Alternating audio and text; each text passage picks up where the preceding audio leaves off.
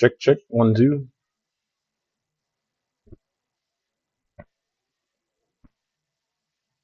All right. So I had this crazy idea to challenge myself by uh, going to basically march 10 miles on this treadmill every morning, while also doing some challenging reading. So see how it goes. I don't know if I'm gonna be able to like see the book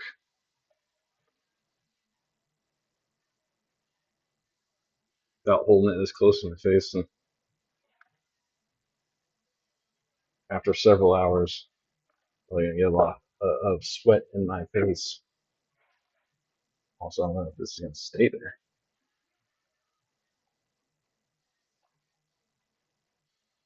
So what am I reading? This is the I don't know how long this microphone's gonna work. Gotta grab my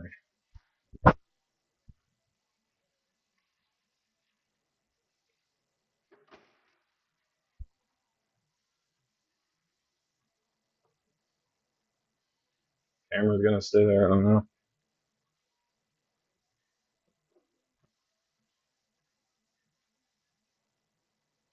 Guess we'll see.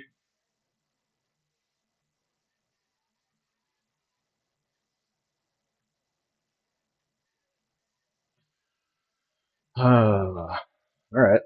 Well, 2.5 miles an hour. That's 4 hours to do 10 miles. I got here kind of late this morning. Well, later than I wanted to. I get here at 5 a.m. Then can walk for 4 hours, and then it's only 9 a.m. by the time I'm done. Office opens at 9:30, so I'm out of here before anybody even shows up for work. I think the maintenance staff shows up earlier than that. But other people might come here to work out and stuff, and if they start making noise, I'll probably just forget the reading. But I don't know, this mic seems to cancel out ambient noise pretty good. Also, I want to give myself a little bit of an incline on here. Try 4. It's probably 4% grade. What that is. I got my readers in case, but like it's just blurry from this distance. I have to go like this to actually be able to use them. So that's not really gonna work. Ugh, I gotta lose some weight though. I am too fat. I am too fat.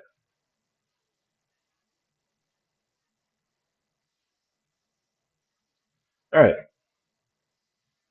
Saint Augustine. He wrote the Confessions, the City of God, and On Christian Doctrine. I was sort of debating what I wanted to read, maybe start reading in here in the morning. Uh,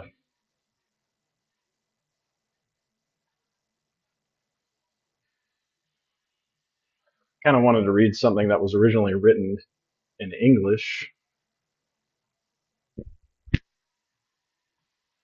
Um,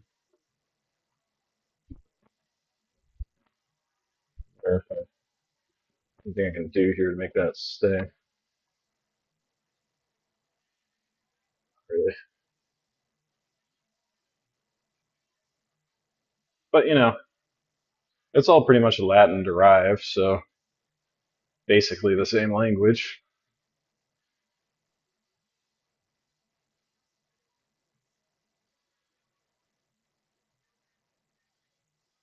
or the languages aren't that. I feel like if you translate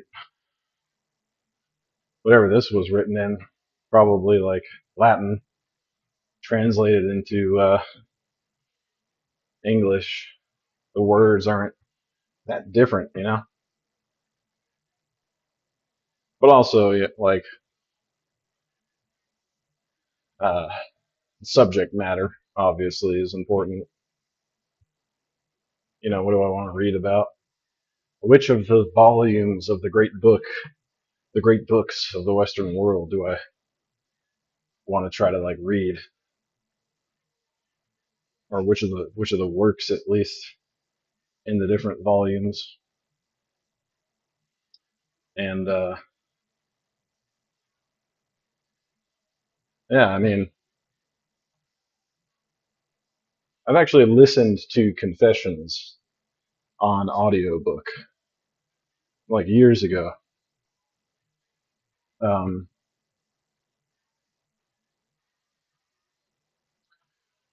and I wonder if I'll be able to. I want to say hi or something. So let me see if I can open my chat program.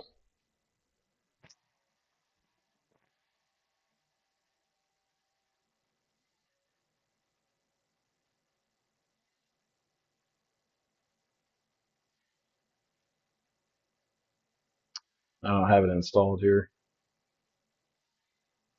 Yeah, whatever. I don't really want to chat with anyone while I'm doing this.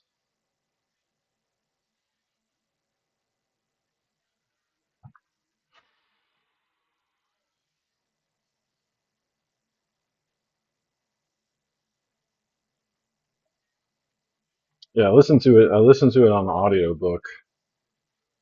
Uh,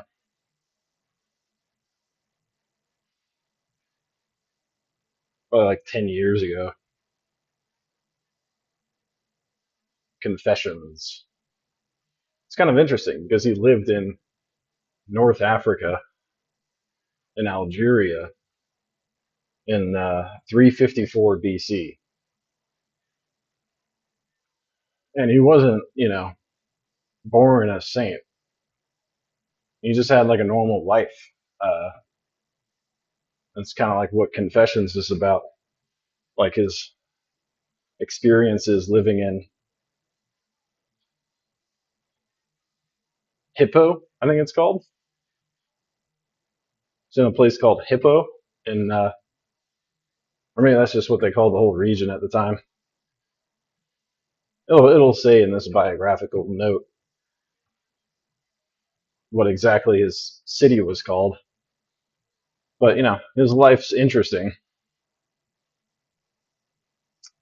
And then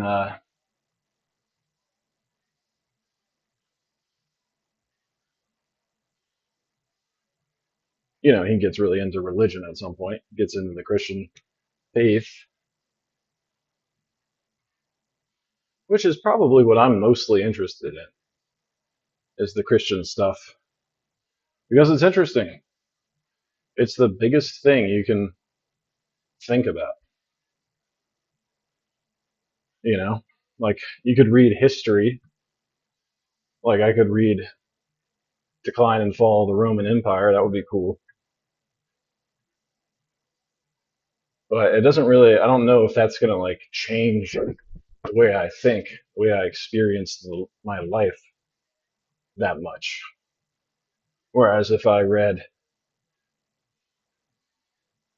the Christian doctrine foundational works, by St. Augustine or St. Thomas Aquinas, well, I don't know, maybe that'll change how I actually think about things. Also, like uh,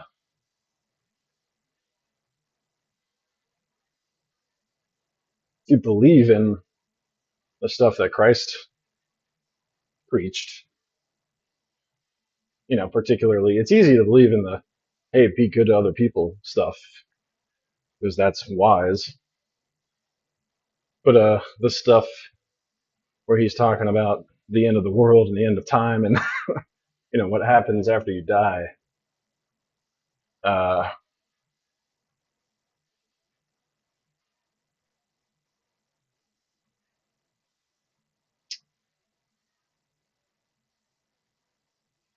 then if you actually believe that there's going to be there's going to be an afterlife, there's going to be uh, an end of days or a judgment day for your soul, uh, well, then everybody knows that you can die at any point for any reason.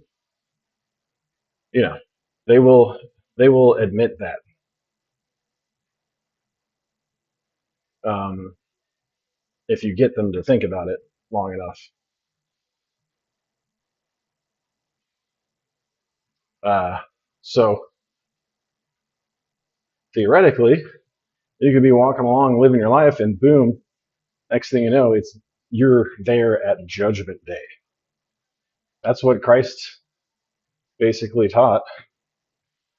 So if you believe that, then it's sort of like, well, gee, I guess maybe I should read Confessions. Maybe I should read The City of God. Maybe that's kind of more urgent than Roman history. You know, like I might not have 76 years to read Roman history in my life.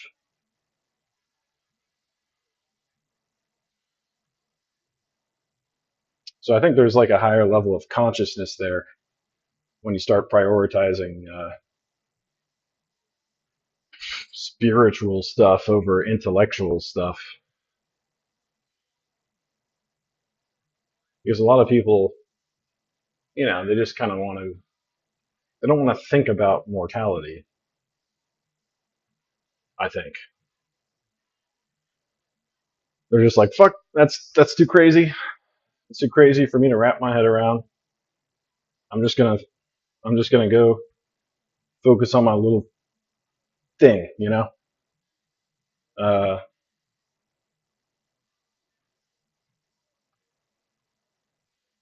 but if you're someone who's sort of like sadistic or masochistic in a way, or like, no, I'm gonna keep thinking about mortality until I accept it, which is something I think I've done more than other people. Um, Not on purpose, but because I used to have a really, you know, addictive weed habit, and that would seem to be where your mind would go, and you can't stop it. First, oh, I feel really good. This is great, and then maybe 45 minutes later, you go, no, no, no, no, no, and you start thinking about, oh, well, shit, what the fuck? I'm gonna die, and then you get into that kind of loop. So I think that's probably why a lot of people with bad drug problems end up being religious, is because they sort of like inadvertently um, went to dark places really often, and probably also why you know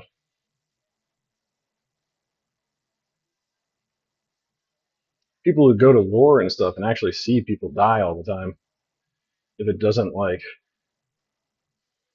completely uh, break their minds.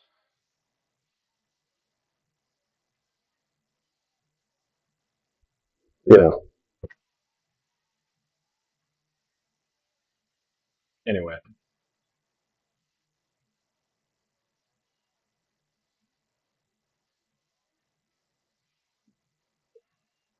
but that's not.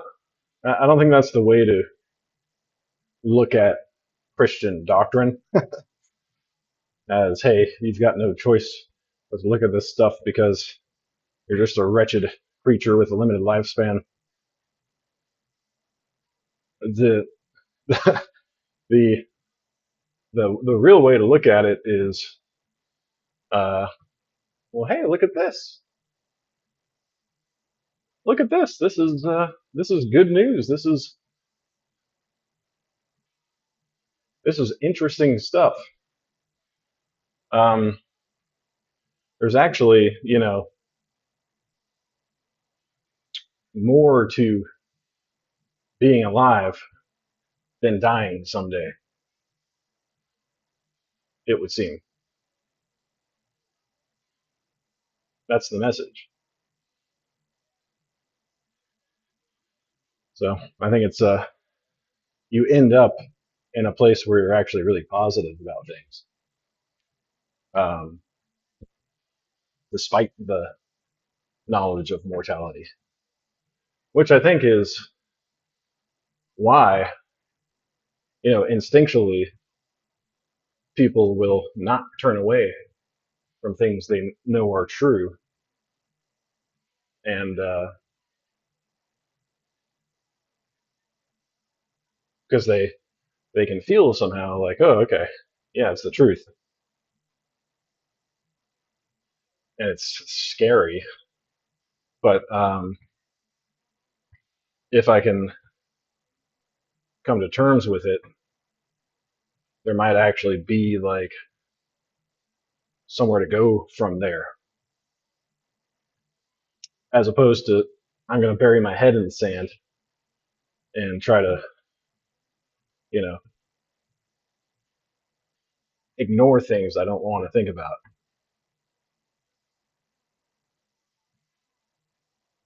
But I'm not saying you should be worried about anything, because that's actually like one of the very first things in the gospel books in the Sermon on the Mount is, hey, don't worry about the morrow.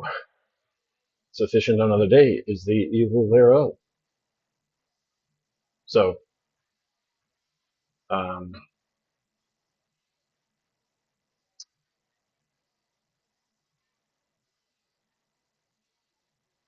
I'm not advocating for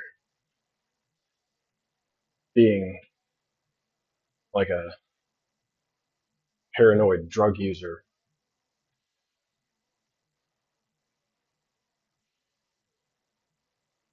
but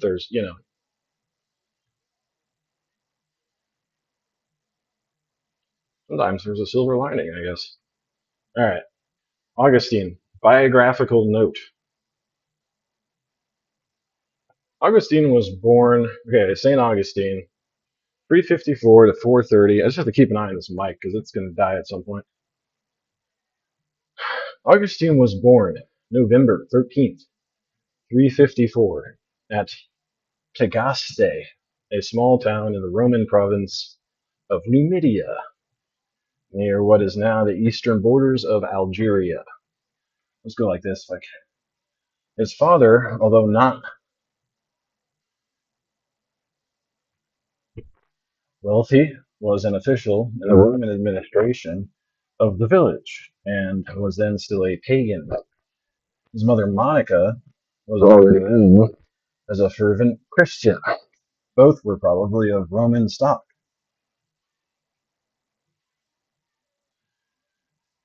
although they may have had some Numidian ancestry.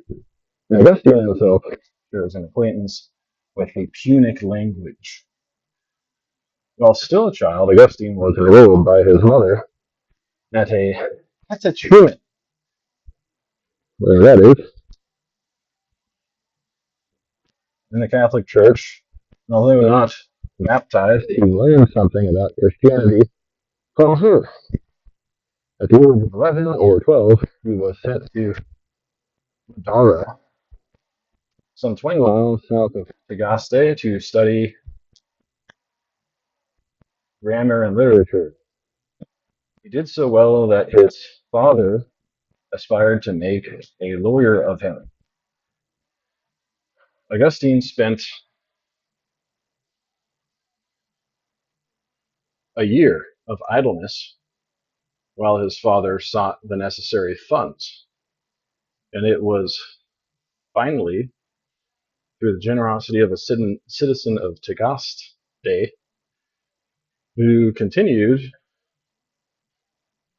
for some time as his patron, that in 370 he was able to go to Carthage for the course in rhetoric. Shortly after his arrival, he began living with a woman with whom he remained for the next 10 years, and who bore him a son named Adeodatus, Adeodatus, Adeodatus. At the schools, he had the reputation of being a quiet and studious young man. His reading of Cicero's Hortensius, uh, his reading of Cicero's Hortensius, he tells us, made him in love with philosophy. He also fell under the influence of the Manichaeans and became an auditor or beginner in their sect, which claimed to reconcile philosophy and religion. When completing his studies in 373, Augustine chose to follow letters rather than law as a career. After a year of teaching grammar at Tagaste, he established himself as a rhetorician at Carthage. In 377, he entered the poetry contest and won the prize with a dramatic poem. Not long afterwards, he wrote his first book on the beautiful and the fit, which he later considered not worth preserving. In 383, motivated in part by his ambition as a rhetorician, Augustine went to Rome. His expectations were not realized. A year later, he accepted the municipal chair of rhetoric at Milan. While at Rome, Augustine had abandoned Manichaeism. At Milan, he came under the influence of Saint Ambrose and also began reading the Neoplatonists. His ensuing development, recorded in the Confessions, culminated in the decision in 386 to become a Christian. That autumn, he retired to the estate of a friend at Cassiacum to prepare for entering the Catholic Church. Accompanying him were his mother, his son, and several friends and pupils, at least 8 in all. Under the leadership of Augustine, the group spent some time in philosophical discussion. The results were taken down, edited by Augustine, and published as the Philosophical Dialogues Against the Academics, On the Happy Life, and On Order. The following spring, he returned to Milan, and on Holy Saturday was baptized by Saint Ambrose. Having become a Christian, Augustine decided to return to Africa and to lead a kind of monastic life with a few of his friends and pupils. While waiting for his departure, he worked at several books he had planned, including a series on the liberal arts, of which only one on music has survived. The death of his mother, which occurred after they had reached Rome and were at the embarkation port of Ostia, delayed his return. For more than a year, he remained in Rome, continued to work on his philosophical dialogues, and furthered his knowledge of Christian doctrine and practice. His first controversial work on the morals of the Catholic Church and on the Manichaeans was written at this time. It was not until 388 that Augustine, with his son and two friends, reached Tagaste. He sold his property, gave the proceeds to the poor, and with his few followers set up a kind of monastery devoted to a life of prayer and study. His son, Adeodatus, was one of the group, and whose education had been a particular care of Augustine's, died in 389. In 391, Augustine's quiet monastic life was brought suddenly to an end. He happened to be on a visit to Hippo and was attending church when the aged bishop was urging his congregation to find a candidate for the priesthood. Augustine, despite his protestations, was immediately chosen, and the bishop ordained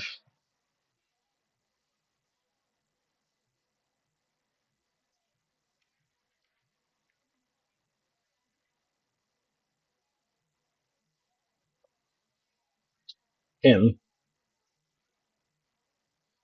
as a priest later that year. Later that year, he moved his monastery to Hippo and began his sacerdotal duties.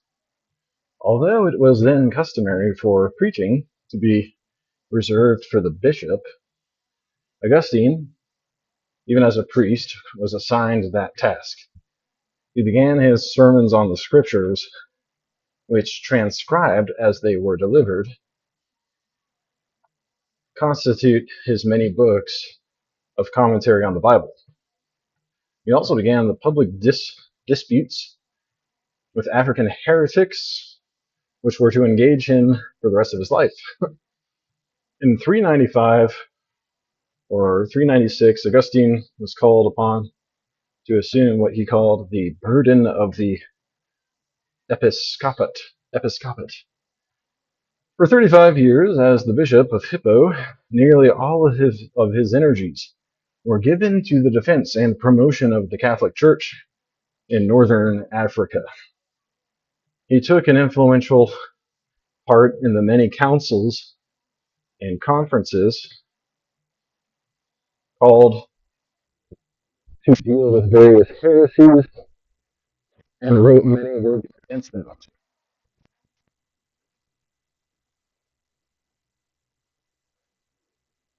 In particular, against Manichaeism, Gnosticism, and Pelagianism.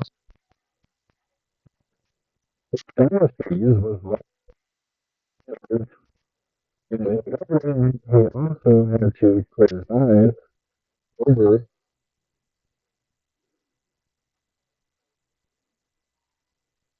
the episcopal church, which was customary, as was customary at the time, toward civil as well as ecclesiastical cases. The administrative and financial duties of his office made constant demands, period. Wherever he was called upon to preach, at times for periods of 5 consecutive days. His fame and position brought requests for advice from Christians and non-Christians alike, which involved him in voluminous correspondence. Augustine also never lost concern for his community. Besides providing a rule for a common monastery into something of a philosophical system, and many of of its members were traditions and systems, spreading Augustine's teaching and zeal. However onerous and varied his duties, Augustine always found time to write. In 397, he wrote the first three books on Christian doctrine. The final book was not completed until 30 years later. At the same time, he also began his Confessions, and the completed work seems to have been published by 400. He had no sooner finished that than he began one of his greatest doctrinal treatises on the Trinity.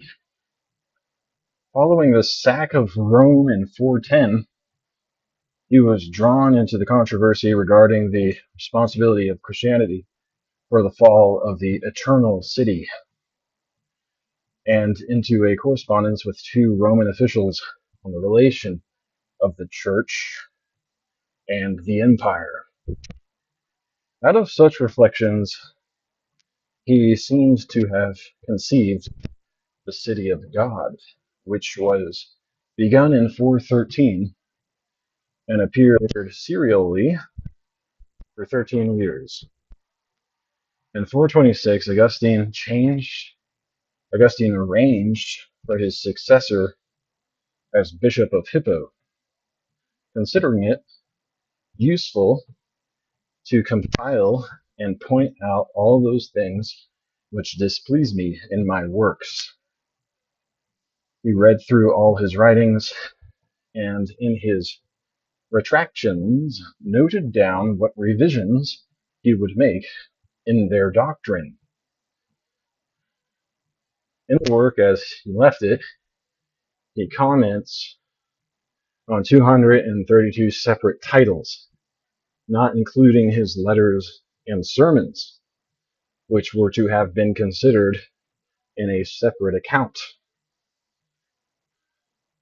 While Augustine was engaged in this task, North Africa was becoming involved in what amounted to civil war. Vandals from Spain had been invited to Africa to help in the fight against the imperial forces, but it was soon evident that they came not to aid, but in their own interest.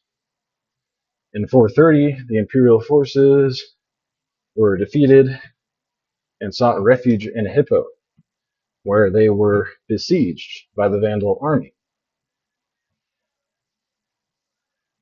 There, when the siege was in its third month, Augustine died August 28, 430.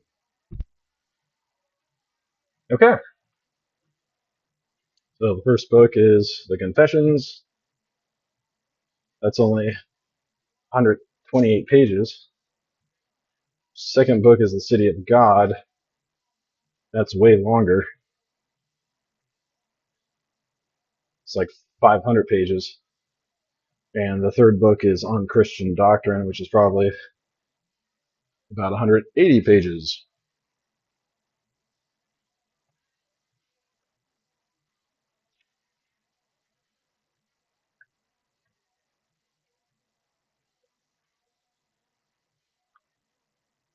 Here's the contents. And then book one.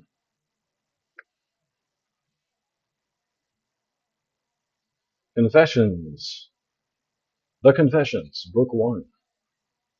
Confessions of the greatness and unsearchableness of God, God's mercies, and infancy and boyhood, and human willfulness, of his own sins of idleness, abuse of his ways, and of God's gifts of his 15th year. Great art thou, O Lord, and greatly to be praised. Great is thy power, and thy wisdom infinite. And thee would man praise, man but a particle of thy creation. Man that bears about him his mortality, the witness of his sin, the witness that thou resistest the proud. Yet would man praise thee. I feel like this is going to collapse or something.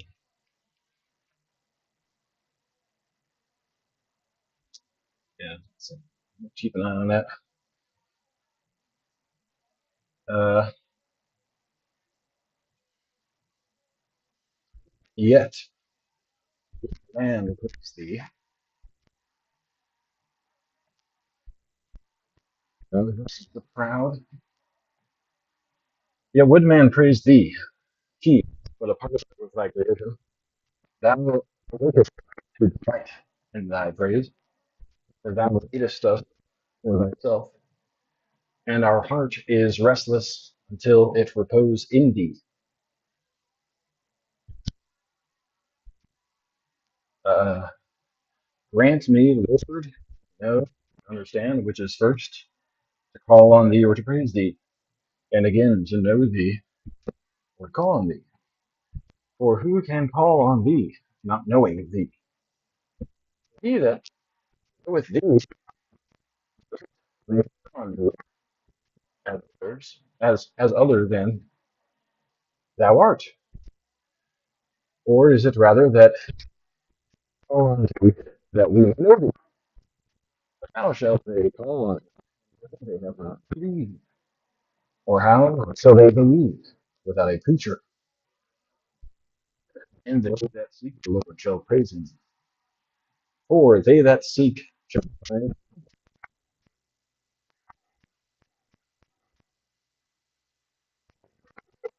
they that seek shall find him. And they that find us shall praise him. I will seek the Lord, I will and will call on thee, believing in thee. For to us hast thou been preached. My faith call on thee, which thou hast given me, wherewith thou hast inspired me, through the invocation of thy Son, through the ministry of the preacher. And how shall I call upon thy God, my God and Lord, since both him to myself, and what is there my God can into me? Whither can God come into me? God who made heaven and earth, is there indeed, O Lord, my God, aught in me that can contain thee? Do then heaven and earth, thou earth, wherein thou hast made me, in earth, or because nothing which exists could exist without thee, doth therefore whatever exists contain thee. Since then I too exist, why do I seek that thou shouldest enter into me, who were not, wert thou not in me? Why? Because I am not gone down into hell, yet thou art there also. For if I go down into hell, thou art there. I could not be there, could not be at all, wert thou not in me.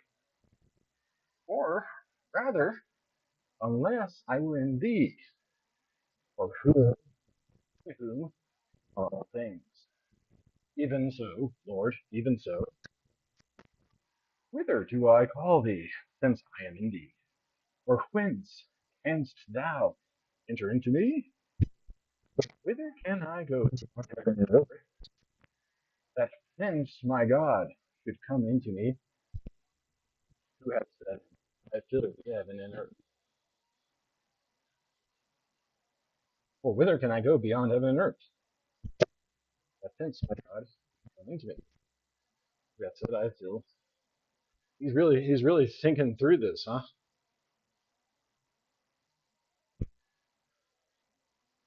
Do the heaven and earth then contain thee, since thou fillest them? Or dost thou fill them and yet overflow, since they contain thee? And whither, when the heaven and earth are filled, pourest thou forth the remainder of thyself? Or hast thou no need that ought to contain thee, who containest all things, since what thou fillest by containing it? For the soul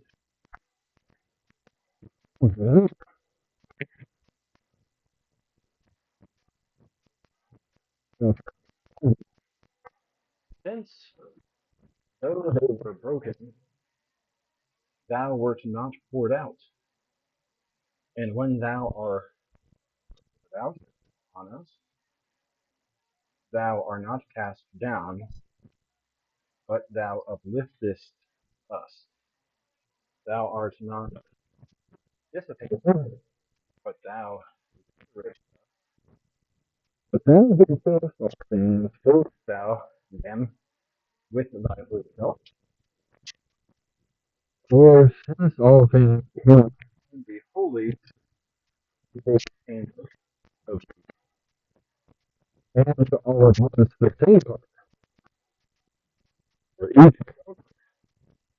greater, more, smaller, less, and is then one part of thee greater, another less? Or art thou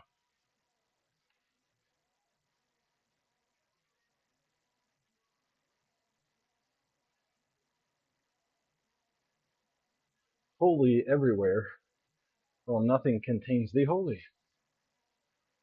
What art thou then, my God? What but the Lord God? For who is the Lord but the Lord? Or who is God save our God? Most highest, most good, most potent, most omnipotent, most merciful, yet most just, most hidden, yet stable. Wait, yet most just, most hidden, yet most present, most beautiful, yet most strong, stable, yet incomprehensible, unchangeable, yet all changing, never new, never old, all renewing, and bringing age upon the proud, and they know it not, ever working, ever at rest, still gathering, yet nothing lacking, supporting, filling, and overspreading, creating, nourishing, and maturing, seeking, yet having all things. Thou lovest without passion, art jealous without anxiety, represent, repentant, yet grievest not, art angry, yet serene, changest thy works, thy purpose unchanged, receivest again what thou findest, yet didst never lose, never in need, yet rejoicing in gains, never covetous, yet exacting usury. Thou receivest over and above that thou mayest owe. And who hath aught that is not thine? Thou payest debts owing nothing, remittest debts losing nothing. And what have I now said, my God, my life, my holy joy? Or what hath any man when he speaks of thee? Yet woe to him that speaketh not, since mute are even the most eloquent. Oh, that I might repose on thee! Oh, that thou wouldest enter into my heart and inebriate it, that I may forget my life and embrace thee, my soul good. What art thou to me in thy pity? Teach me to utter it. Or what am I? Thou demandest my love. And if I give it not, wrath with her. And if it then it's woe. Oh, for thy voice is great. O Lord my God, what thou art to do. Turn my soul from my that I may hear. Oh, Lord, thereof.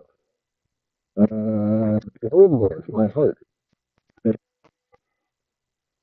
Upon open thou the ears and sing with my and with my salvation. After this voice was took hold on him. I trust thy faithfulness. Let me die. Only let me seek thy face.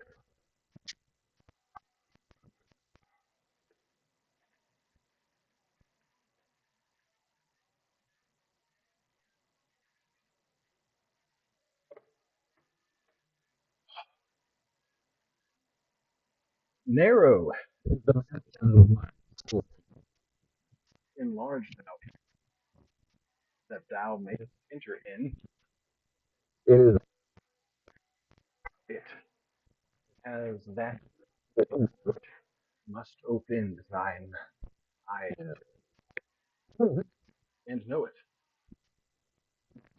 But who hath seen what I cry, save Lord, me from my secret faults, and spare thy servant.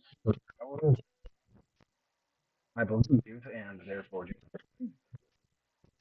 Thou hast test against my self-affliction, and thou, my God, hast forgiven me of my heart. I contend not judgment, who art the truth. I fear to deceive myself, lest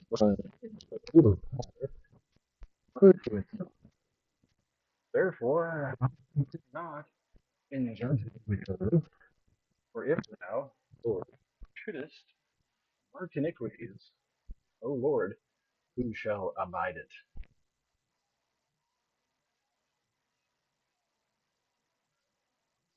Yet suffer me to speak unto thy mercy, me, dust and ashes.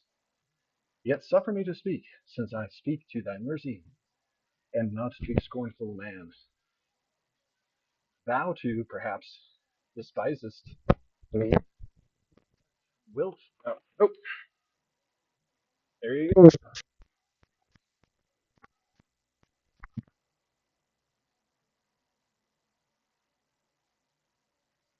Maybe that will stay.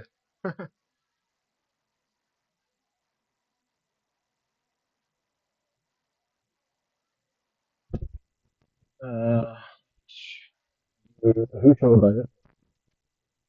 Thou, Lord.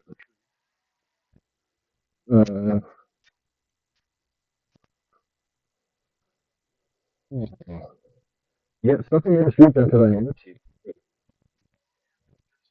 Yet suffer me to speak. I speak mercy.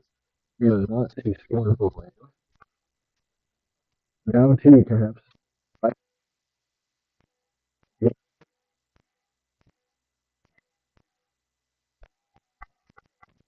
Lord, what would I say, O Lord my God, but that I live alone?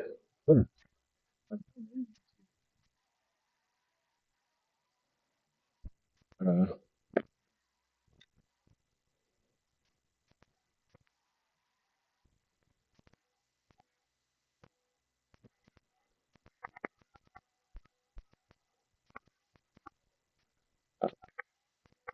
like, into this dying life. I call it, or living death. Just immediately to the passive word.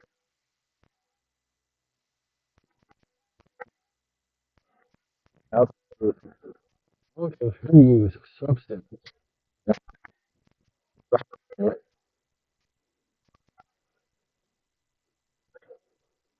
fashion. Thus, there received me the comfort of God. When I came up in one of my nurses, Lord, their offering of the of my I now bring all faithful and treated my principle. Also grants me to desire and that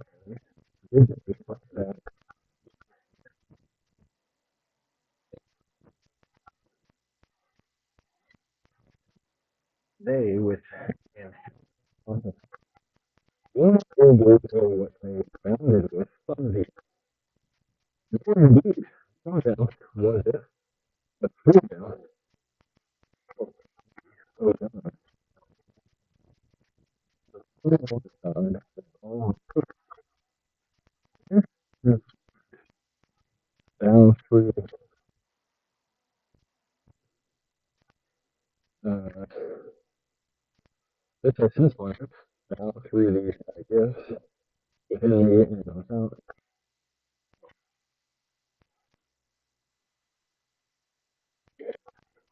he opposes and what he and try at what fitted my flesh nothing more. Afterwards I began to smile and what fulfilled the true of myself that I believed it in other instances though of myself I wrote no, I can't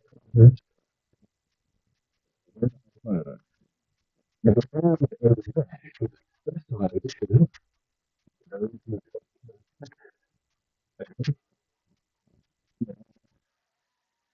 could not, for the wishes were within me, and they without, nor could they by any sense of theirs interrupt my spirit. So I flung about random limbs and voice, making the few signs I could, and such as I could, like, though in truth very little like what I wished.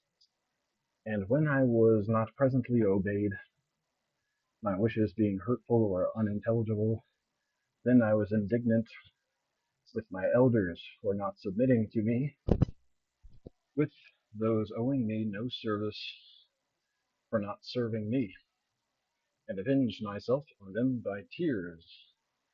Such have I learnt infants to be from observing them,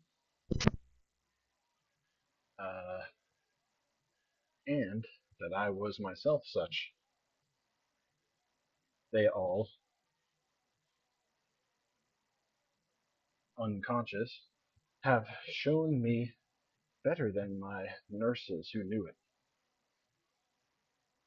And lo, my infancy died long ago, and I live. But thou, Lord, who forever livest, and in whom nothing dies, for before the foundation of the worlds, and before all that can be called before, thou art, and art God, and Lord of all which thou hast created. In thee abide, fixed forever, the first causes of all things, unabiding, and of all things changeable. The springs abide in thee, unchangeable, and in thee live the eternal reasons, of all things unreasoning and temporal. Say, Lord, to me, thy suppliant, uh, say all pitying to me, thy pitiable one. Uh, say, did my infancy succeed another age of mine that died before it? Was it that which I spent within my mother's womb? For of that I have heard somewhat, and have myself seen a woman with child. And what before that life? Again, O God, my joy, was I anywhere or anybody? For this I have none to tell me, neither father nor mother, nor experience of others, nor mine own memory. Dost thou mock me for uh, asking this, and bid me praise thee and acknowledge thee? For that I do, for for that I do know.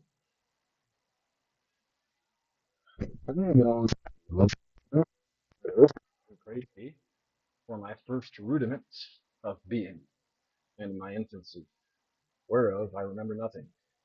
For thou hast appointed that man should from us guess much as to himself, and believe much on the strength of weak females. Then I had in life that my infancy's close I could speak for signs, whereby and open to other my sensation. When could such a save well, you thou art particular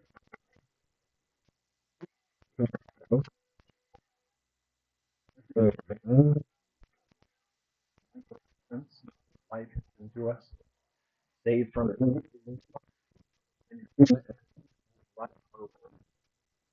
for thou art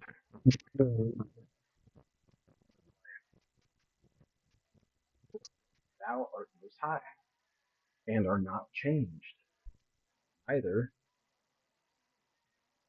uh,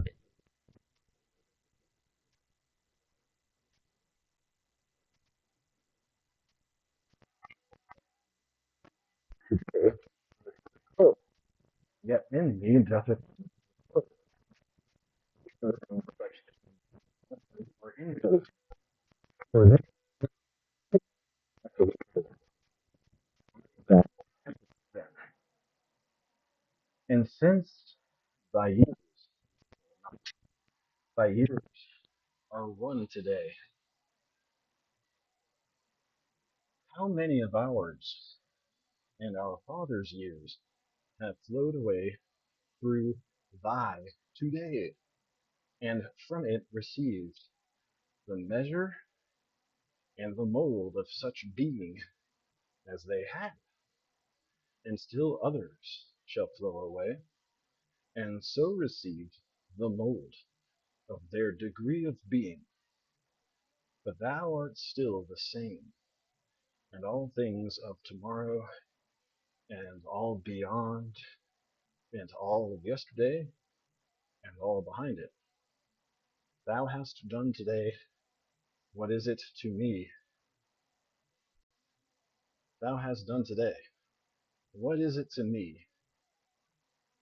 Though any comprehend not this, let him also rejoice and say, what thing is this? Let him rejoice even thus, and be content, rather by not discovering to discover thee, than by discovering not to discover thee.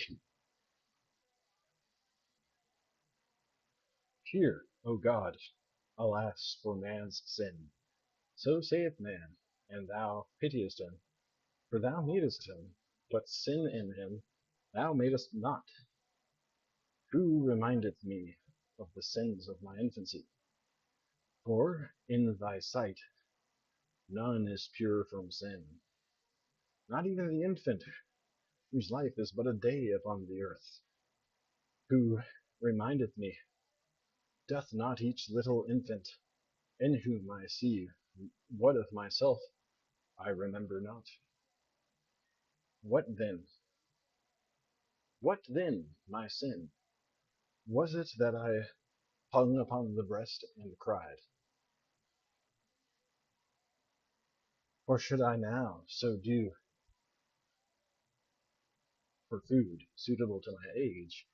Justly should I be laughed at and reproved? What I then did was worthy reproof. Custom and reason forbade me to be reproved. For those habits, when grown, we root out and cast away. Now no man, though he prunes wittingly, casts away what is good, very good, for a while, for what, if given, would hurt. Bitterly Jesus sent, and others, yea, very often of its birth, served it not, that many besides wiser than it obeyed not the nod of its good pleasure to do its best, and hurt, because it were not obeyed to its hurt. The weakness then of infant limbs, will, is its innocence. Myself, baby and pale and little bit foster brother, who knows this? Mothers and nurses tell you that they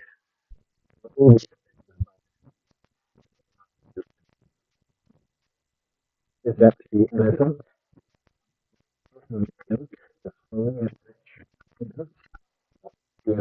one to share it in its very need and each little life as yet the counsel bear not as being not as being no or slight evils, but because they will disappear as years increase. For though tolerated now, the very same tempers are utterly intolerable when found in riper years.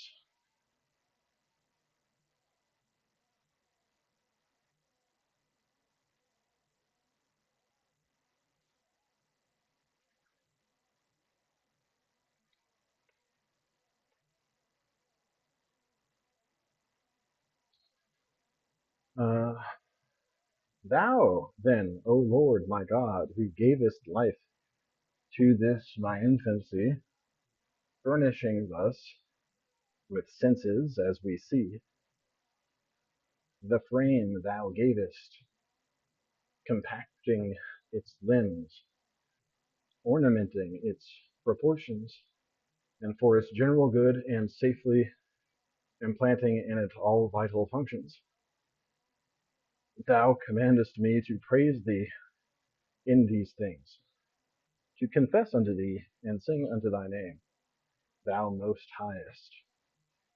For thou art God, almighty, and good, even hadst thou done naught but only this, which none could do but thou, whose unity is the mold of all things, who out of thy own fairness makest all things fair, and orderest all things by law.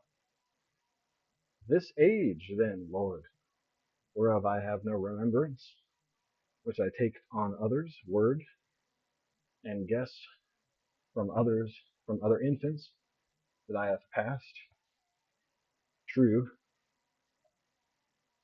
though the guess be, I am yet loath to count in this life of mine which I live in this world, for no less than that which I spent in my mother's womb is it hid from me in the shadows of forgetfulness. But if mother conceive me, where I beseech thee, O my God, where, Lord, or when was I thy servant guiltless?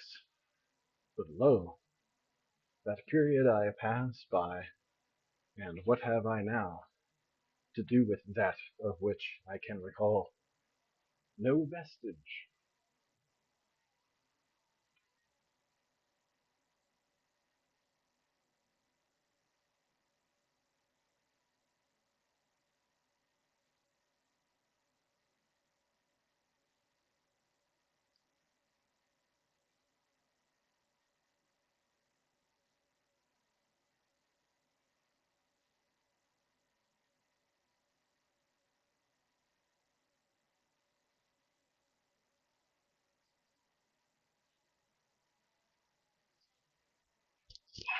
Ah! Almost ate shit.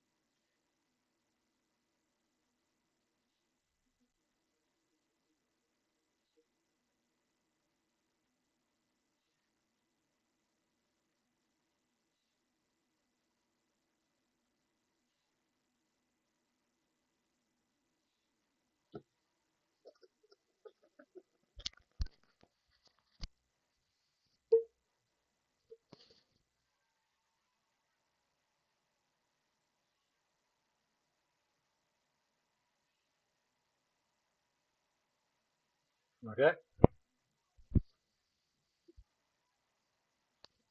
Uh, Although that period I passed by, and what have I now to do with this of which I can recall no vestige?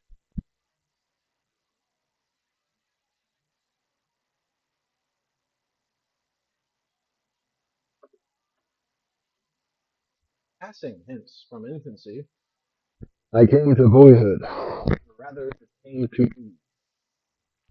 displacing infancy, nor did that depart, whither went it, and yet it was no more, for I was no longer a speechless infant, but a speaking boy.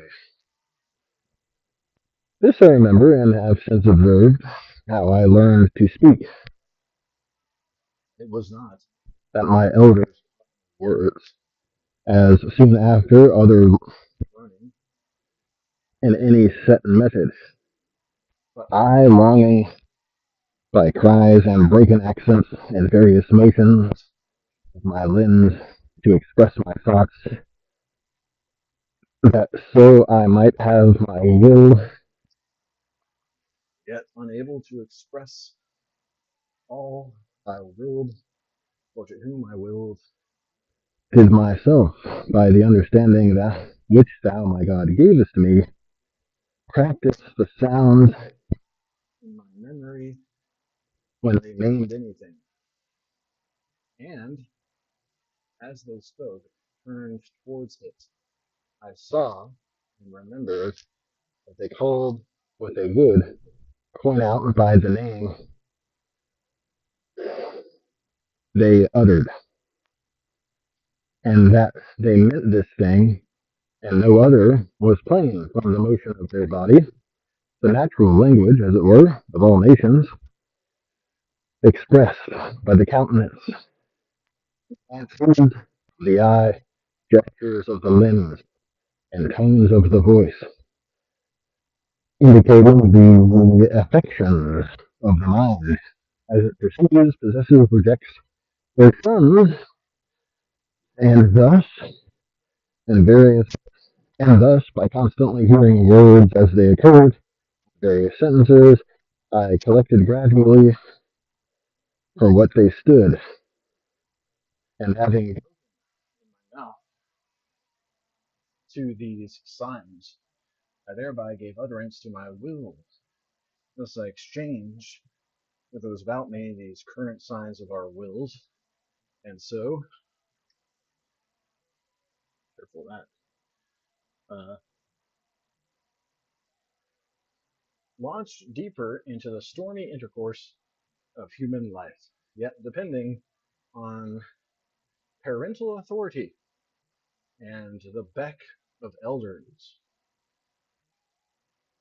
O God, my God, what miseries and mockeries did I now experience when obedience to my teachers was proposed to me as proper in a boy, in order that in this world I might prosper and excel in tongue science, which should serve to the praise of fame and to deceitful riches. Next, I was put to school to get learning, in which I, poor wretch, knew not what use there was, and yet, if idle in learning, I was beaten, for this was judged right by our forefathers, and many, passing the same course before us, framed for us weary paths,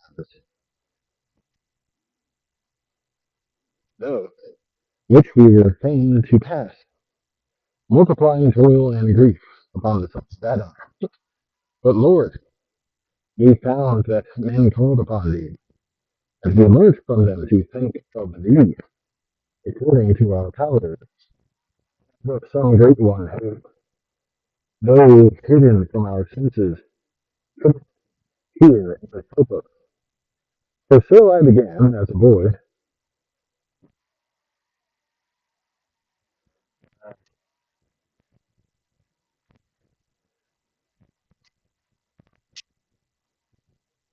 to pray to thee, my aid and refuge, and broke the fetters of my tongue to call on thee, thou small, though small, yet with no small earnestness, that I might not be beaten at school.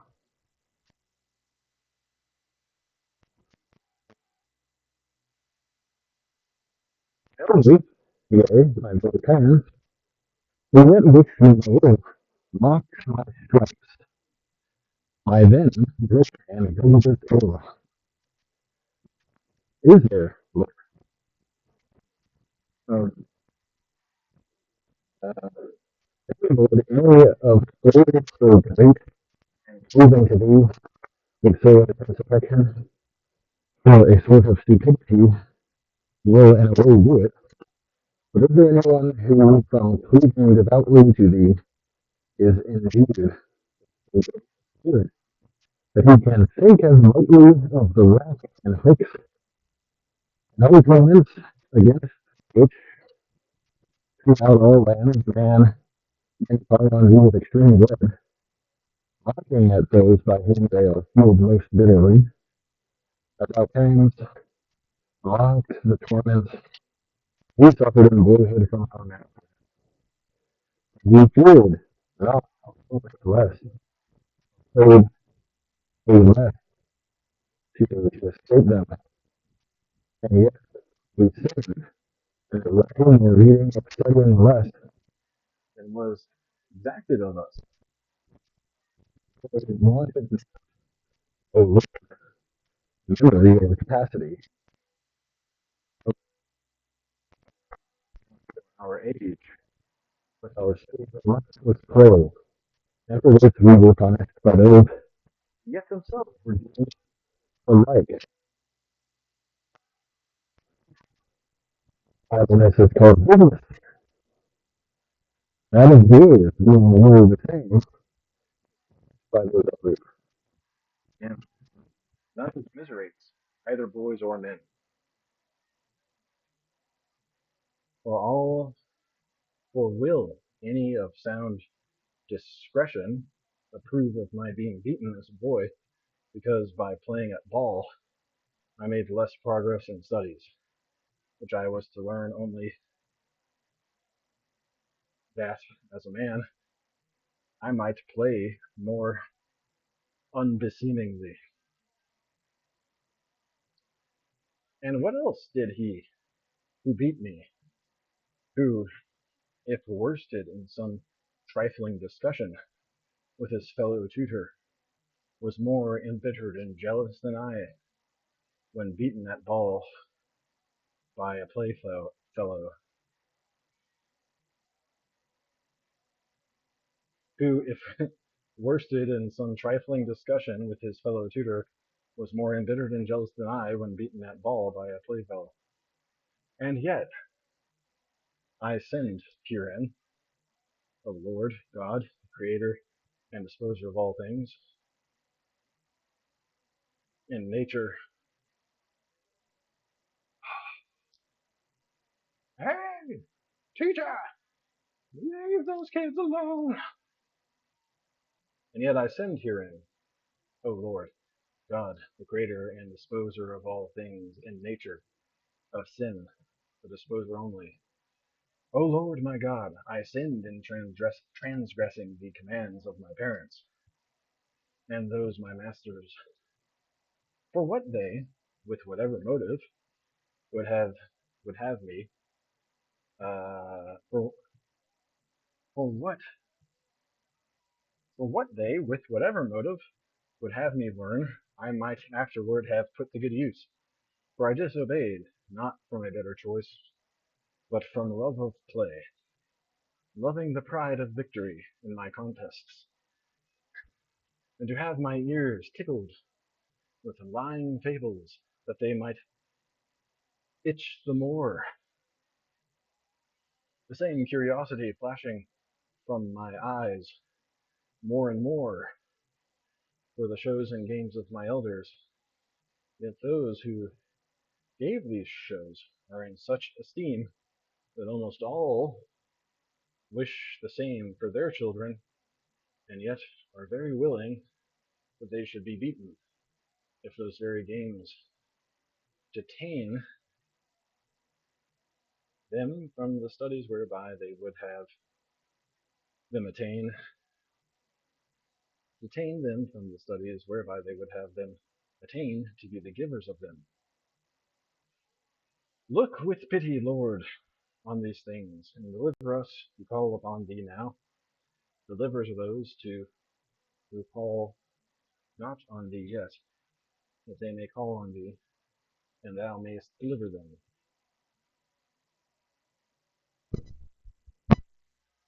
I think I like reading this kind of stuff better, just because there's less names and places that I have to. Like if you read history or some sort of fiction,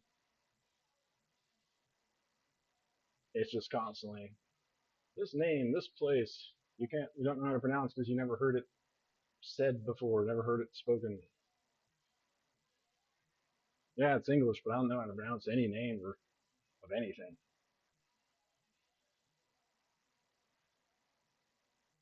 Uh,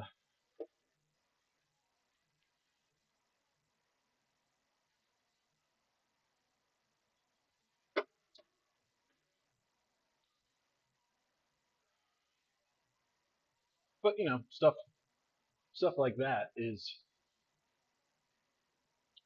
generally, it's just more generally applicable stuff,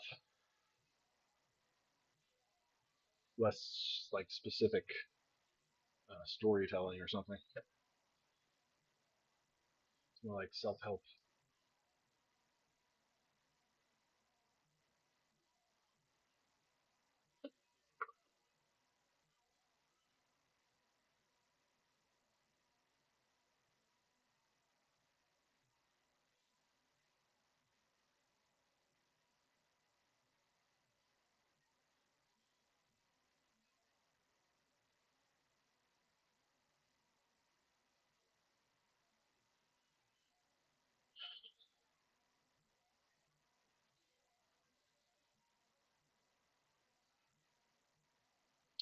Uh, Beaten at ball by a playfellow, yet thou mayest deliver them. As a boy, then, I had already heard of an eternal life promised us through the humility of the Lord our God, stooping to our pride. And even from the womb of my mother, who greatly hoped in me. I have to interrupt this for a second. Check, check.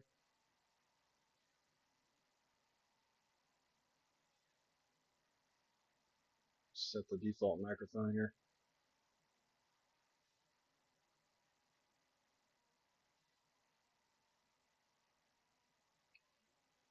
Check, check. Two things for you when you're back. No rush. Whether headless versus cockpit is the permanent call. And if you want the Discord Picard back, I've spec'd the exact brain liveness fix that would make cockpit mode safe.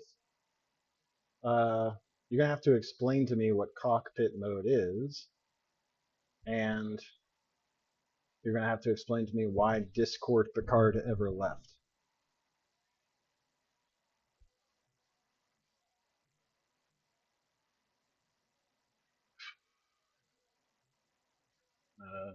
Okay. Beaton was very detained then.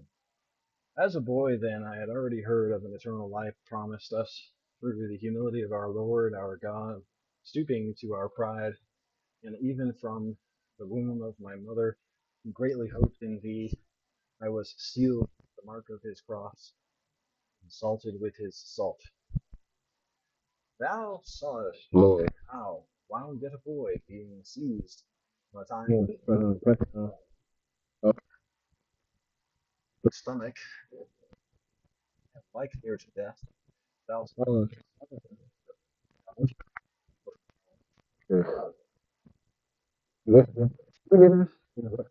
I taught from the pious care of my mother and thy church,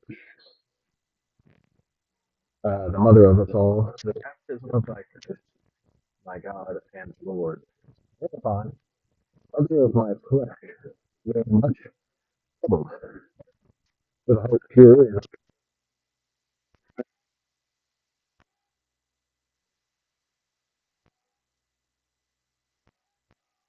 would in ear haste have provided for my poison, cleansing by the health giving sacrifice, professing the Lord Jesus for the remission. Unless I had suddenly recovered. And so, as if I must needs be again polluted. Should I live, my cleansing should I live, my cleansing was deferred, because the defilements of sin would, after that washing, bring greater and more perilous guilt. I then already believed, and my mother, and the whole household except my father, yet did not he prevail over the power of my mother's piety in me, yet as he did not yet believe, so neither should I, for it was her earnest care that thou, my God, rather than he, shouldest be my father. And in this thou didst aid her to prevail over her husband, whom she the better obeyed, therein also obeying thee, who hast so commanded.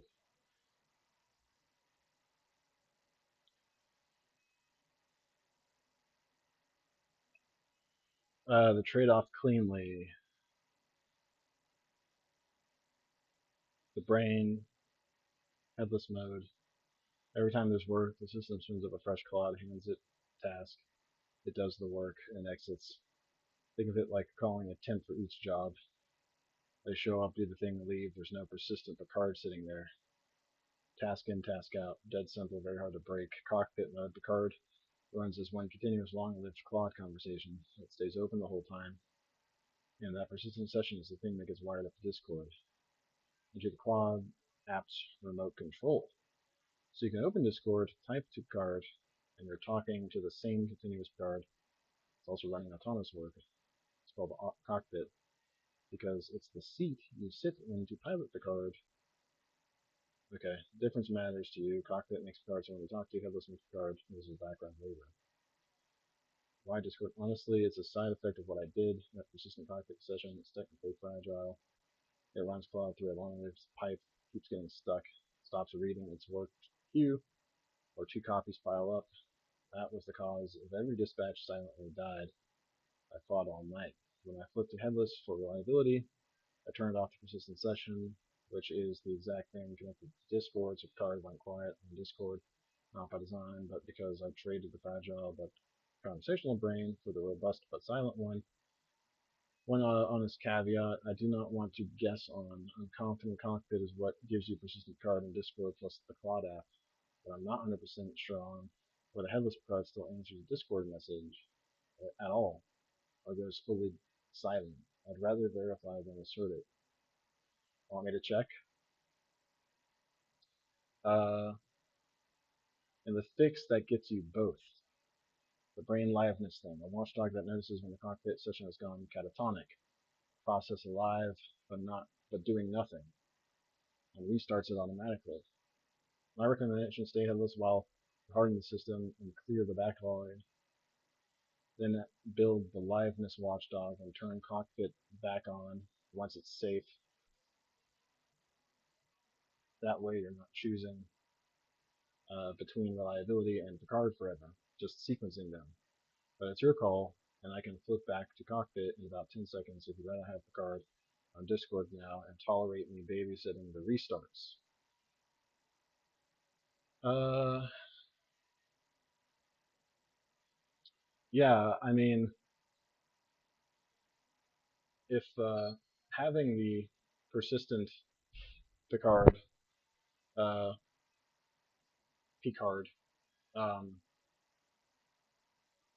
breaks things, then there might be some way to,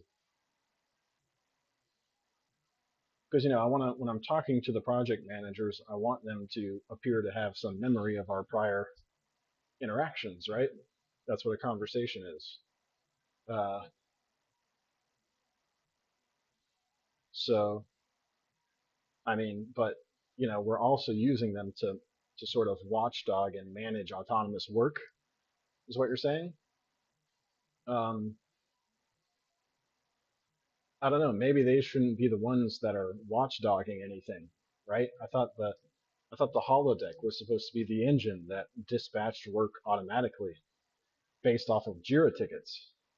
That's why we're setting all of this up, right? So we don't have to rely on a looping Claude brain. Isn't that the whole point? Uh, I don't know. It seems like you're running into issues where there shouldn't be a problem in the first place. Okay. Uh, as a boy, then, I had already heard of an eternal life promises. Uh, who hast so commanded? I beseech thee, my God, I would fain know, if so thou willest, for what purpose my baptism was then deferred. Was it for my good that the rein was laid loose, as it were, uh, upon me, for me to sin? Or was it not laid loose? If not, why does it still echo in our ears on all sides? Let him alone. Let him do as he will, for he is not yet baptized. But as to bodily health, no one says, let him be worse than me, for he is not yet healed. How much better then had I been once healed? And then, by my friend's diligence and my own, souls recovered health had been kept safe, that I keeping it, and gavest it. Better truly, but how many great waves of temptation seemed to hang over me after my boyhood. These my mother foresaw, and preferred to expose to them the clay whence I might afterwards be molded, than the very cast when made.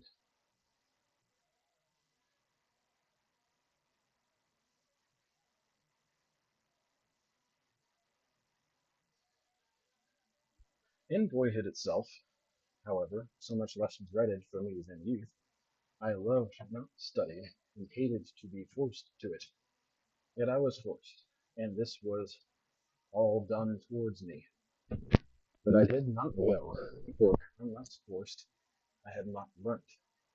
But no one doth well against his will, even though what he doth be well. Yet neither did they well who forced me, and what was well came to me from thee, God, for they were regardless how I should employ what they forced me to learn.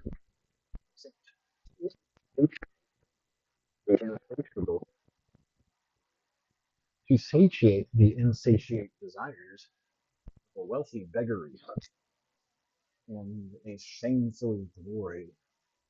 But thou, by whom the very hairs of our head are numbered, didst use for my good the error of all who urged me to learn, and my own who would not learn. Thou didst use for my punishment a fit penalty for me, so small a Lord, so great a sinner. So by those who did not well, thou didst well for me, and by my own sin, thou didst justly punish me.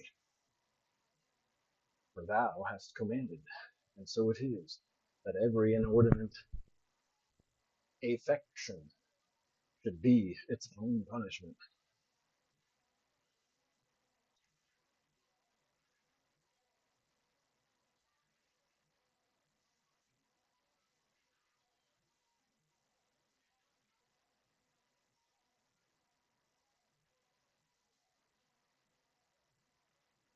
Okay.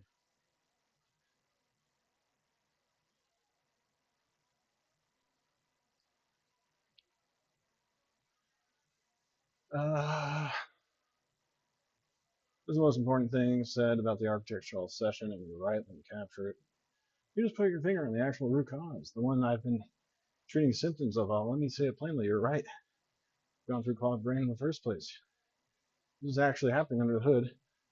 When the engine has an approved queue task ready to build, it doesn't just spawn a worker. It writes a little prompt into an inbox. And a Claude Brain reads that prompt and replies with a dispatch this marker, and that triggers the worker. So dispatching a task, the engine already picked and already approved goes through a Claude conversation turn. That's why every failure I thought last night happened where there shouldn't be a problem. We put an unreliable wedge-prone Claude session directly in the path of something that should be pure mechanical plumbing. So everything I did overnight, hardening the brain, liveness watchdog, switching the headless, is treating the symptom. This is the problem with AI. Like it'll spend hours trying to fix the wrong problem when a human will just be like, well, wait a minute.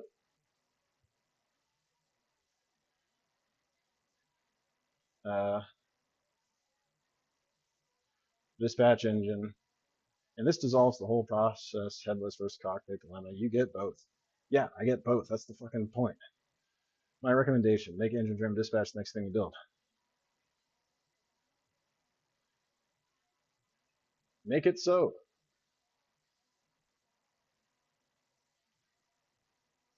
All right. But why did I so much hate the Greek, which I studied as a boy? I do not yet fully know. For the Latin I loved, not what my first masters. For the Latin I loved, not what my first masters, but what the so-called grammarians taught me.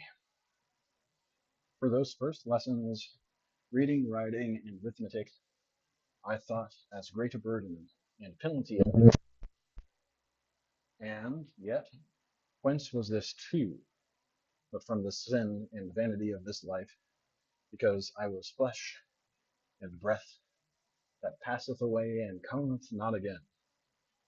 For those first lessons were better certainly, because more certain by them I obtained, and still retain, the power of reading what I find written, myself writing what I will.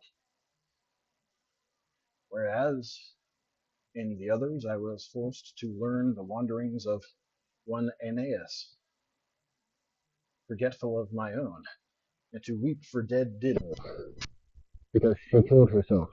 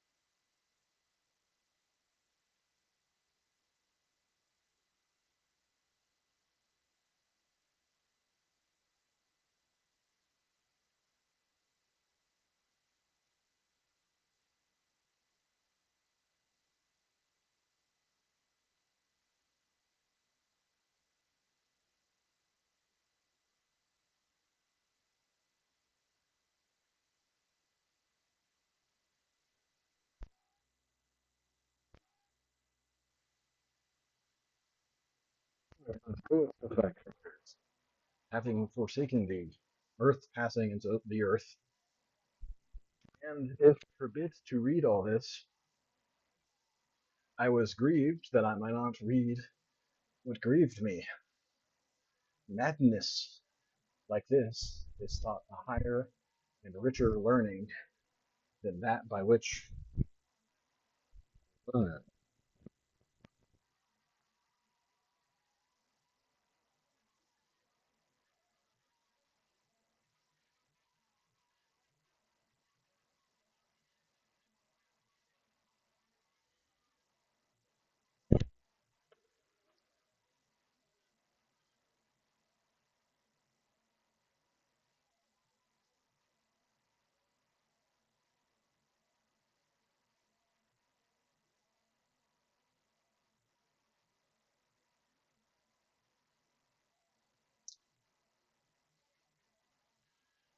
Okay.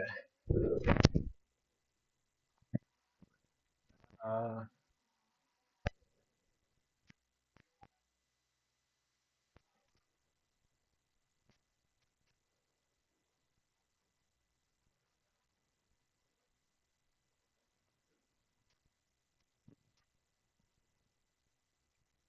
no, that's a lot.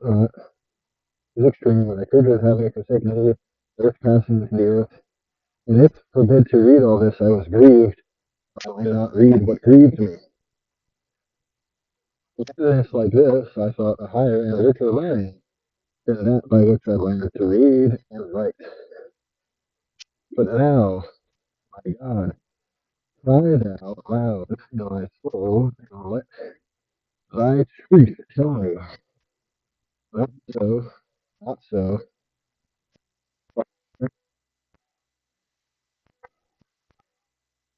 would readily forget the wanderings of Aeneas and all the rest, rather than how to read and write.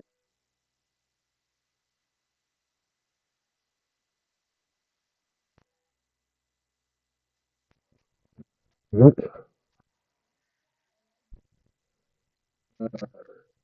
it has not been an emblem of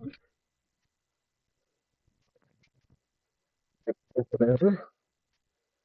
What Fear, cry out against me while I confess to thee. My God, whatever my soul will, and acquiescence is the condemnation of evil ways. Of thy goes together, against me. that Aeneas came on a time to Carthage, as the poet tells, the less learned will reply that they know not, the more learned that he never did. But should I ask with what letters the name Aeneas is written, everyone who has learnt this will answer. Everyone who has learnt this, everyone who has learnt this will answer me right. As to the signs which settle intentionally settled. If again I should ask, which might be forgotten with least detriment to the concerns of life, reading and writing, or these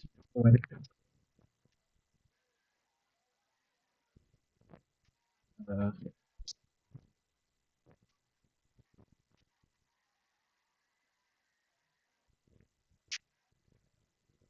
Okay,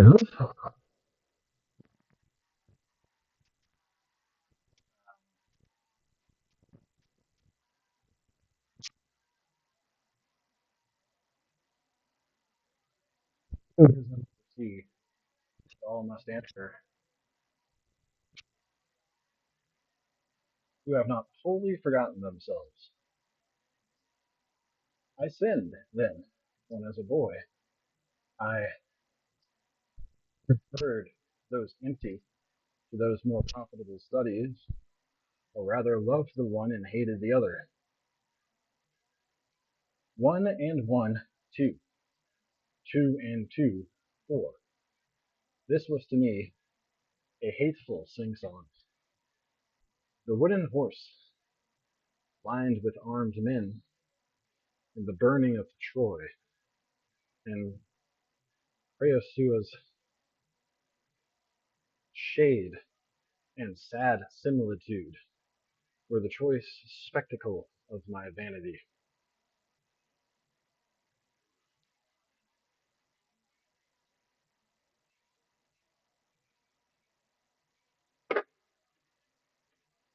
Why then did I hate the Greek classics, which have the like tales? For Homer also curiously wove the like fictions, and is most sweetly vain, yet what is the picture? too bitter to my boyish taste. And so I suppose your version be to Great young children, when forced to learn him as I was Homer. Difficulty, in truth, the difficulty of a foreign tongue, dash, as it were, with gall, all the sweetness of Grecian fable. For not one, word of it did I understand, and to make me understand, I was urged vehemently with cruel threats and punishments. Time was also, as an infant, I knew. Time was also, as an infant, I knew no Latin, but this I learned with the caresses of my nursery, and jests of my friends, smiling and sportively encouraging me. This I learned without any pressure of punishment to urge me on, for my heart urged me to give birth to its conceptions, which I could only do by learning words not of those who taught, but of those with me, with ears. Also, I gave birth to his thoughts, whenever I can count that a good curiosity has more force in our learning these things than a frightful enforcement. Only the enforcement restrains the rovings of that freedom through thy laws. O my God, thy laws, from the master's cane to the martyr's trials, being able to temper for us a wholesome, bitter, recalling us to thyself from that deadly pleasure which lures us from thee.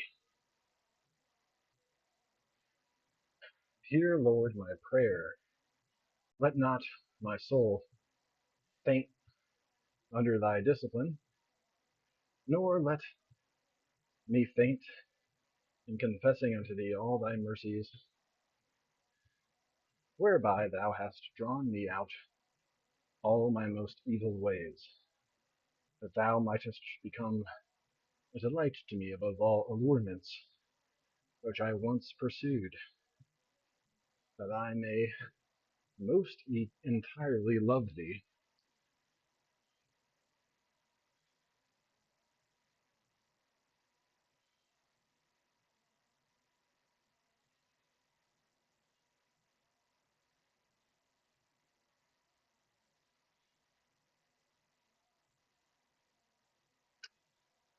Uh, most entirely love thee.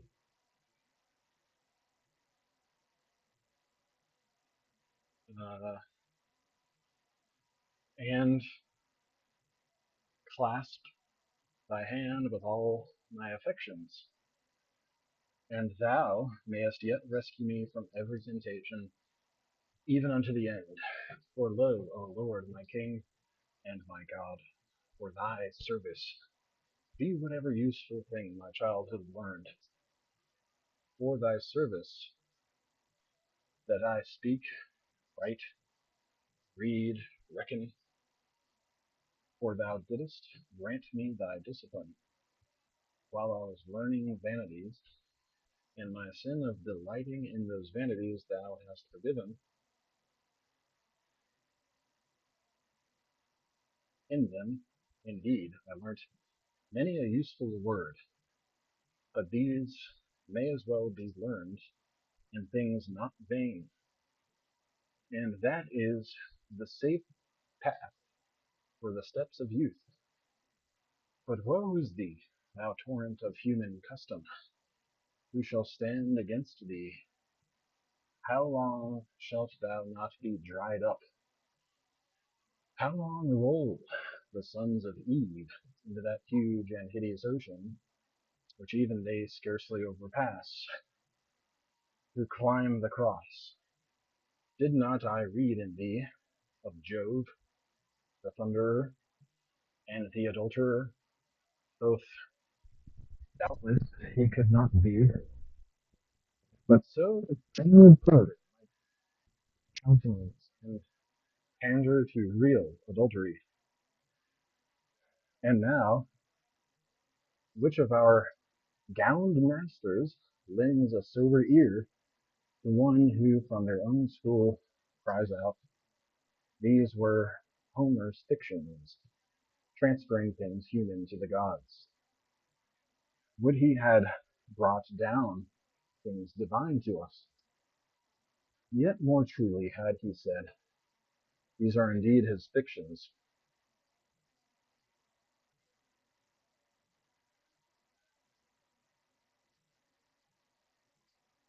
but attributing a divine nature to wicked men,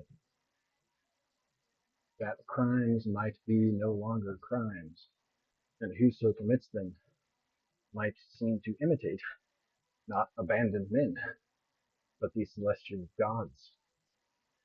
And yet, thou hellish torrent, into thee are cast the sons of men, with rich rewards, for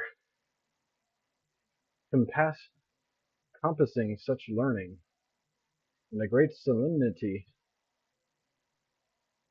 is made of it when this is going on in the forum, within sight of laws appointing a salary beside the scholar's payments.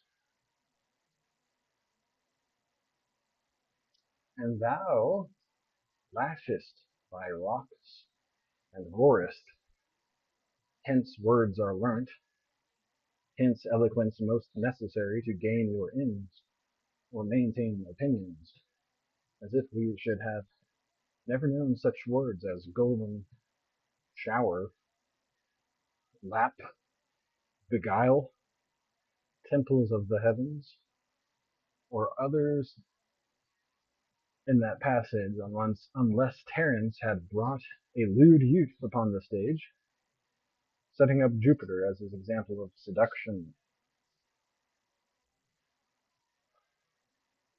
Viewing a picture where the tale was drawn of Jove's descending in a golden shower to Danae's lap, a woman to beguile, and then mark how he cites himself to lust by celestial authority, and what god, great Jove, who shakes heaven's highest temples with his thunder, and I, poor mortal man, not do the same.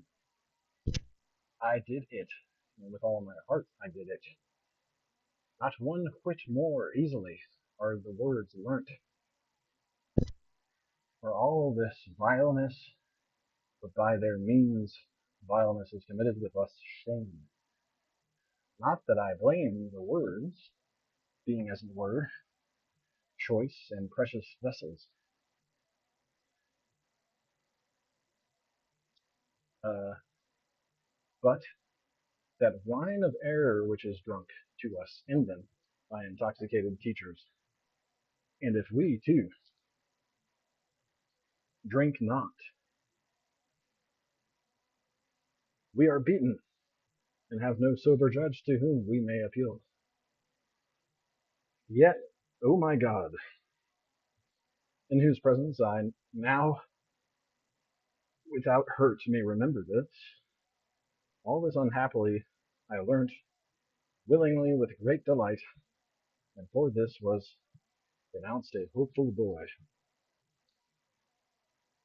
Bear with me, my God, while I say somewhat of my wit, thy gift, and on what dotages I wasted it. For a task was sent me, troublesome enough to my soul, upon terms of praise or shame, and fear of stripes, to speak the words of Juno, as she raged and warned that she could not. The Trojan prince from Latium turned, which words I had heard that Juno never uttered. Footsteps of these poetic fictions, and to say in prose much what he expressed in verse, and his speaking was most applauded in whom the passions of rage and grief were most preeminent, and clothed in the most fitting language, maintaining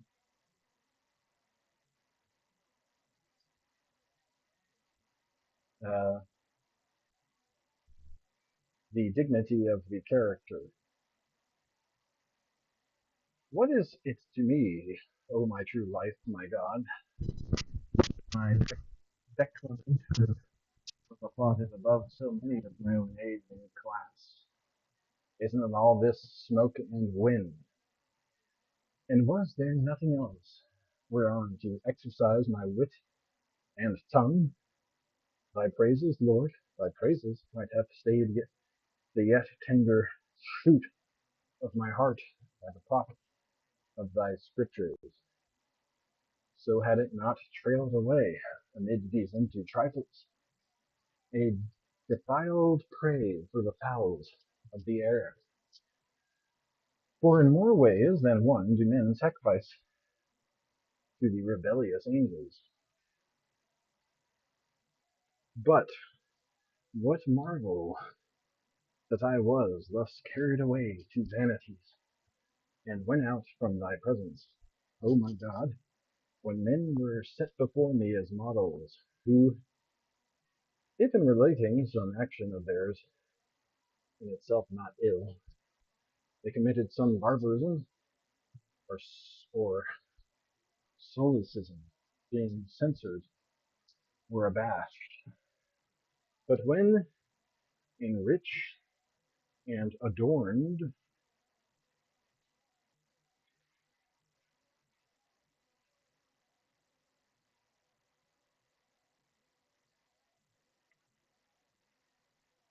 and well ordered discourse, they related their own discorded life, being bepraised, they gloried. These things thou seest, Lord. I wonder if this would help.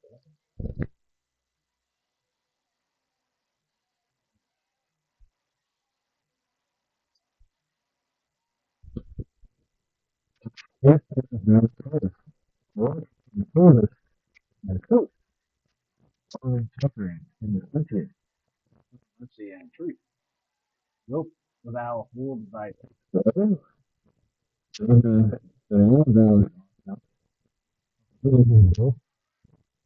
Soul that preacheth thee, that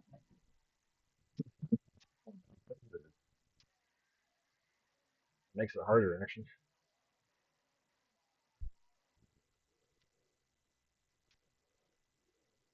Whose heart,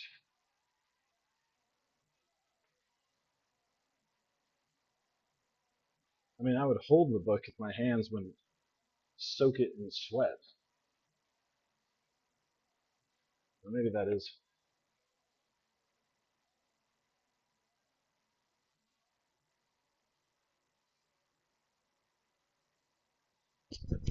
Hold it with the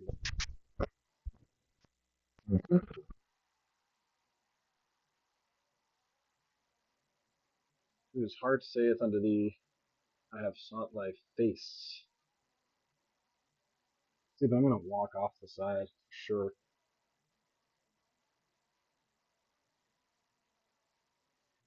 I have sought thy face. Thy face, Lord, will I seek. For darkened affections is removal from thee.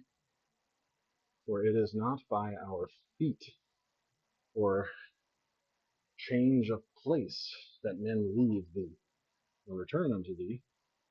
If I wasn't walking,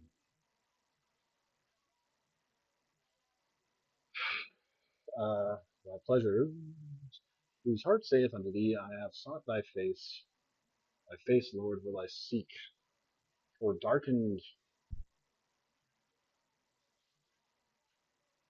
affections is removal from thee. For it is not by our feet, or change of place, that men leave thee, or return unto thee. Or did that thy younger son look out for horses, or chariots, or ships, fly with visible wings, or journey by the motion of his limbs, that he might in a far country waste in riotous living all thou gavest at his departure. A loving father when thou gavest, and more loving unto him when he returned empty. So then, in lustful, that is, in darkened affections, is the true distance from thy face.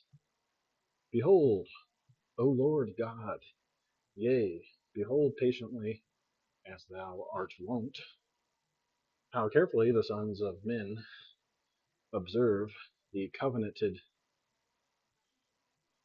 rules of letters and syllables received from those who spake before them, neglecting the eternal covenant of everlasting salvation, receiving from thee, insomuch that a teacher or learner of the hereditary laws of pronunciation will more offend men by speaking without the aspirate of a human being, in despite of the laws of grammar, than if he, a human being, hate a human being, in spite of thine.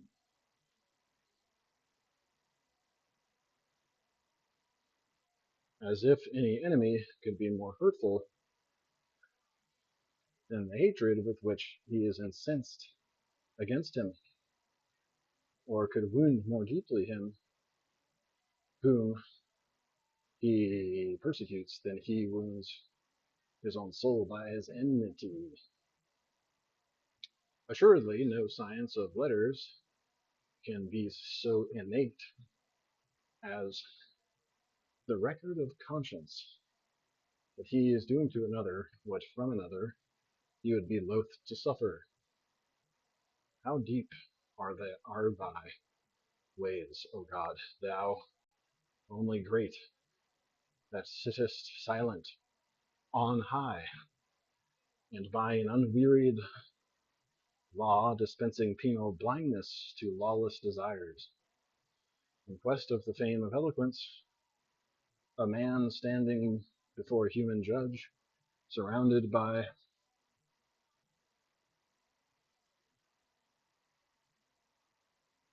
uh,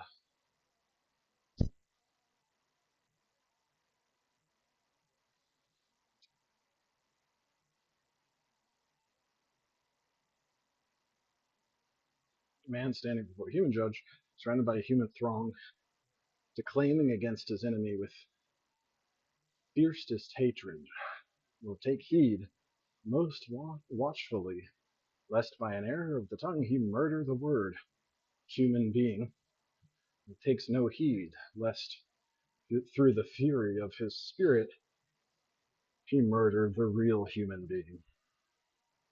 This was the word at whose gate unhappily I lay in the world, at whose gate unhappily I lay in my boyhood. This the stage where I had feared more to commit a barbarism than having committed one to envy those who had not. These things I speak and confess to thee, my God, for which I have praise from them whom I then thought it all virtue to please. For I saw not the abyss of vileness wherein I was cast away from thine eyes. Before them, what more foul than I had already, displeasing even such as myself, with innumerable lies, deceiving my tutor, my masters, my parents, from love of play, eagerness to see vain shows, and restlessness to imitate them. Thefts I also committed from my parents' cellar and table, enslaved by greediness, or that I might have to give to boys who sold me their play, which all the while they liked no less than I. In this play, too, I often sought unfair conquests, conquered myself meanwhile by vain desire of preeminence, And what could I do ill? What could I so ill endure? Or when I detected others? Uh, and what so, and what could I so ill endure? Or when detected it, upbraided I so fiercely as that I was doing to others, and for which, if detected, I was upbraided. I chose rather to quarrel than to yield. And is this the innocence of boyhood? Not so, Lord, not so. I cry thy mercy, O my God, for these very sins, as riper years succeed, these very sins, riper years succeed, these very sins are transferred from tutors and masters, from nuts and balls and sparrows to magistrates and kings, to gold and manors and slaves, just as severer punishments displace the Cain. It was the low stature then of childhood, which thou, our King, didst commend as an emblem of lowliness, when thou saidst, of such is the kingdom of heaven. Yet, Lord, to thee, the Creator and Governor of the universe, most excellent and most good, thanks were due to thee, our God. Even hadst thou destined for me boyhood only, for even then I was, I lived and felt, and had an implanted providence over my own well-being, a trace of that mysterious unity whence I was derived. I, guarded by the inward sense, that entireness of my senses, and in these minute pursuits, and in my thoughts on things minute, I learnt to delight in truth. I hated to be deceived, had a vigorous memory, was gifted with speech, was soothed by friendship, avoided pain, baseness, ignorance. In so small a creature, what was not wonderful, not admirable, but all are gifts of my God. It was not I who gave them thee, and good these are, and these together are myself. Good then is he that made me, and he is my good, and before him will I exult for every good which of a boy I had. For it was my sin that not in him, but in his creatures, myself and others, I sought for pleasures, sublimities, truths, and so fell headlong into sorrows, confusions, errors. Thanks be to thee, my joy and my glory and my confidence, my God, thanks be to thee for thy gifts, but do thou preserve them to me, for so wilt thou preserve me, and thou things shall be enlarged and perfected, which thou hast given me, and I myself shall be with thee, since even to be thou hast given me. Book 2, object of these confessions. Further ills of idleness developed in his 16th year, evils of ill society which betrayed him unto theft.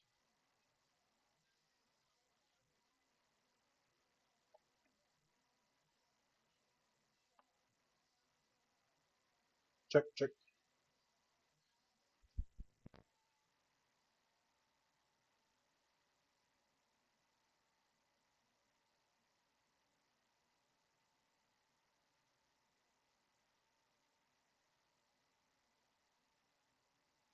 This is already at 30%. What? It just jumped drastically. I think I need to plug this in somehow.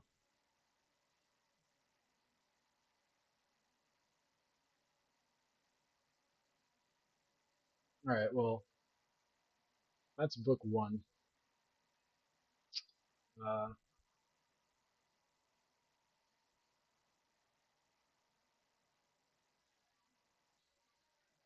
if I got here on time, I would have been reading for 3 hours.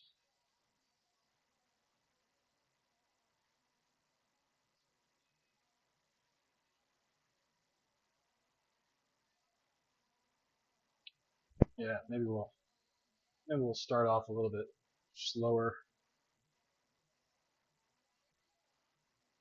Try to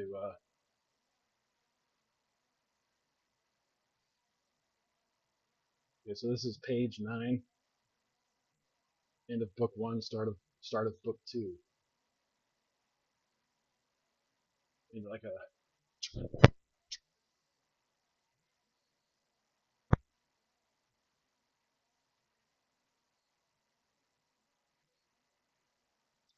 or you know what? I was gonna use some AI video editor.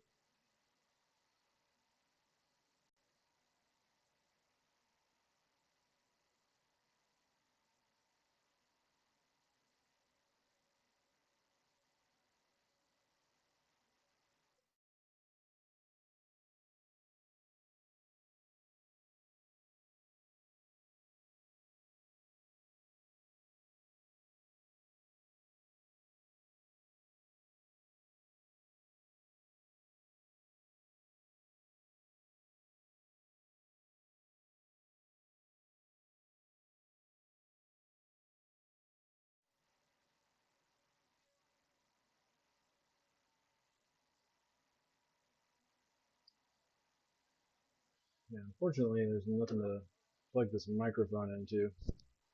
Although I think the mic's gonna work really well. Check check. Uh, Actually gonna test real quick if it still works.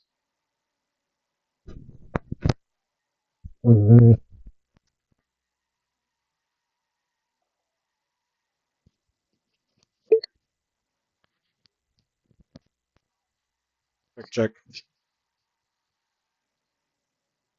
check check.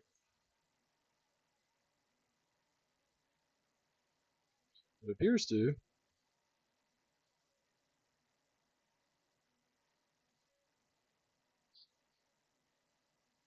Okay, so it's 1 2 1 2 1 2 3. Check check check check check check check.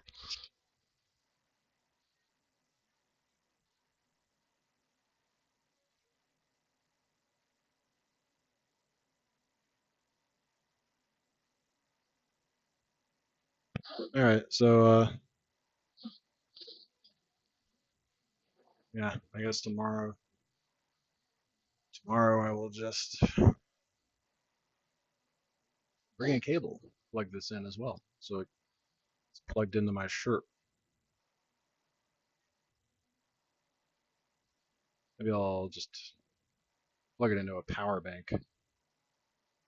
That way I'm not hooked up to my computer, so if I trip and fall, my laptop doesn't fly off of its tripod, burst into 1,000 pieces.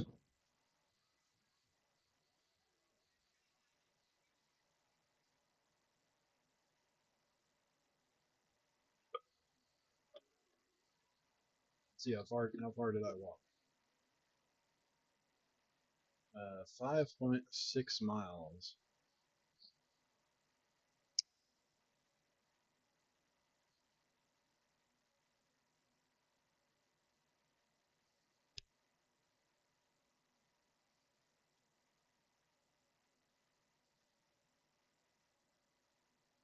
Feeling a little tired.